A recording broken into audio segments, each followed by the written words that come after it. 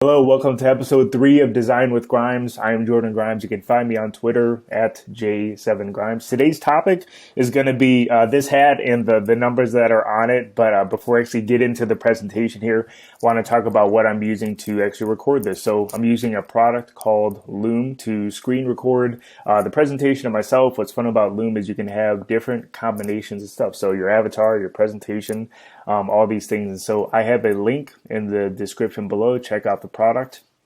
Have some fun with it. But let's actually get into the topic today. Like I said, it's going to be this hat and the numbers that are on it. And so here's the final number set. I'm just giving you a preview there, but let's actually get into the process. So the story behind the numbers at the very beginning was my wedding. So got married a couple years ago. The date was October 5th, 2019. And as a designer, I was super excited to actually create the stationery for our wedding. And so a lot of sketching took place and iteration. And so, 5 being the day of the month, I wanted to focus on that. And as you can see, a lot of different options here came to be. And narrowed it down to, these kind of different combinations. And so if you actually look at this one blown up, basically this letter form, number, the shape of it kind of had to work with the date that I was trying to have. And so that's where some of this counter space within the number had to be a certain way and accommodate in these types of things. And so, but it didn't make it to the approval process for actual wedding stationery, but I could not let go of the actual number form itself. I thought it was so unique and so nice. And so went from, sketch to, first generation of the actual vector of the number. And so I thought it looked really nice. And so as with anything, I'm always trying to push the envelope, not just have one number, but what does a whole number set look like? So I have a lot of unique characters here. I think when I was putting this together, I was like, okay, I have some high contrast and these, blobby features to the numbers. How do I, transfer that to the other numbers? And so as you can see here, have a bunch of different options and ultimately got to a good set here. So what's fun is some of these have, good descending characters. So the 3 and the 4 have like this alternate character to actually descend below the baseline. But as a set, I was super excited about seeing how this all came to be. So let's go ahead and look at these a little bit bigger.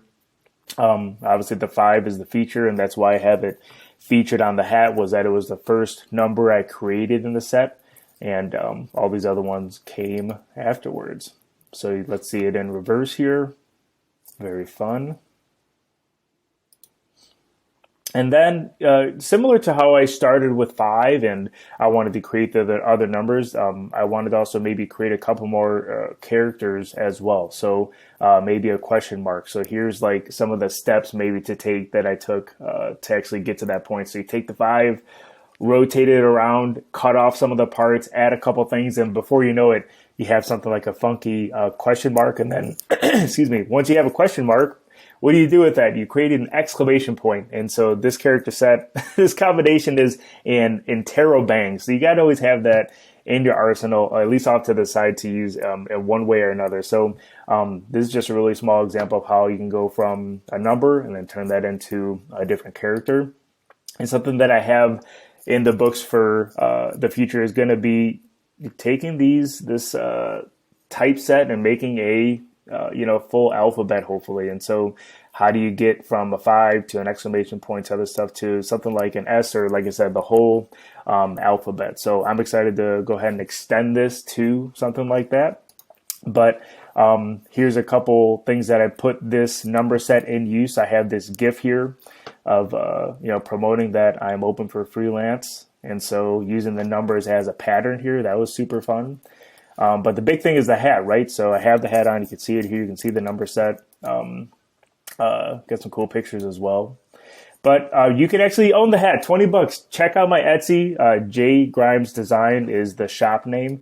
Definitely check that out and grab you one. Or if you have a custom offer, go ahead and contact me for that as well. But I want to thank you for listening in on the process of how this hat came to be. The number forms. Look out for what I do in the future with it. Check out my website for all my projects. I want to thank you for taking the time to listen today.